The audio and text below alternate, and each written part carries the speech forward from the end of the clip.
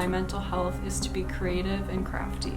Art just really makes me stop thinking about the everyday stressors of life. I've been painting and crafting from a very young age, and it's helped a lot with relieving stress. I feel like Gen Z and people my age are so affected by anxieties these days that it's really important that they find what they love to do. Other than painting, I really like to draw and do collages, and what I've really been into was the miniature houses that I've been doing lately. Advice I would give to other people my age would just find something that you like to do. Hi, I'm Maximus Ardwin, and the ways that I cope with my mental health are taking long walks, putting my phone down, and also playing games in my basement, like pool and darts. I probably would pick these hobbies over other hobbies for my mental health just because they're fun to me and I like being competitive, and it's a good way to get my mind off of everyday life and stressors that might be causing me trouble.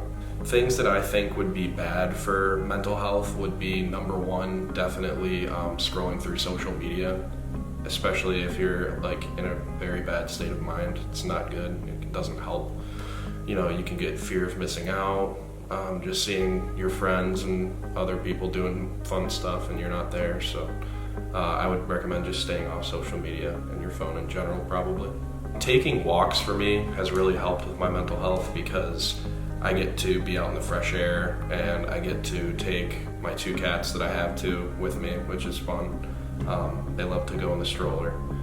So I always like to keep my mind open and just feel free, you know, outside breathing fresh air. I do some breathing exercises sometimes, and it's just a good way to decloud your head after a long day. My routine to help with my mental health would be always starting with a walk.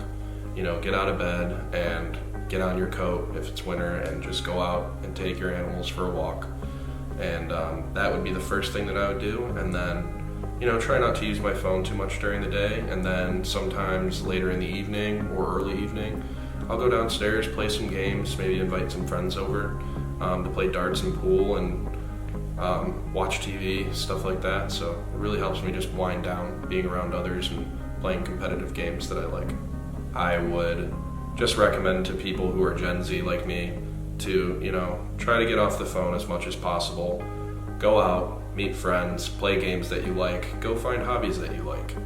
Because for me, it really has helped open my mind up, and doing some breathing exercises too. There's many different ways that you can open your mind to new things that are way healthier for you.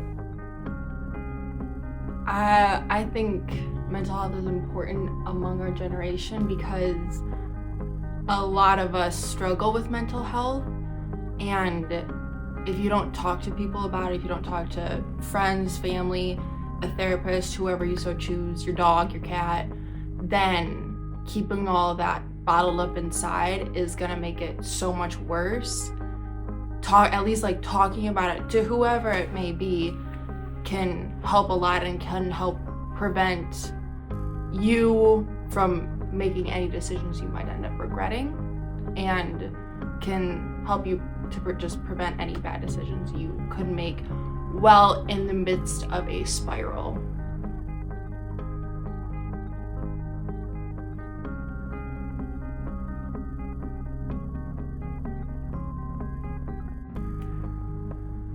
Some things I do to keep my mental health healthy is, due to the fact that I work nights, I tend to go to sleep later, so I really enjoy just spending time in bed, relaxing, because I work at a restaurant, so it's a very physically demanding job, and taking both physical and mental relaxation is super important just to keep myself better, whether that's, you know, going outside for some fresh air or just chilling and just not talking to anybody and just having some time to just mentally and physically just relax and decompress. Mental health is quite important amongst our generation because we went through so much in the pandemic, with going from having our entire lives outside and being able to run around and go on bike rides, socialization, to being trapped within our homes, which caused, I know, a lot of mental health problems across the nation and honestly across the world. So I think it's very big for us now, given what we went through, and everyone's trying to recuperate themselves mentally to get back to where we were. To keep my mental health more upbeat and positive, I tend to socialize, and within that, my friends and I up at college have found quite a few trails near our school where we will go on walks, no matter if it's only 2 miles to we've gone to 6 miles, depending on our time, and we just like to talk, air things out. I mean, you're in the middle of the woods, no one can really hear what you're saying. It very much helps get all the frustration out, but then you also are able to take in nature and what's around you, which brings a positive light to your day. Mental health is very much an issue today.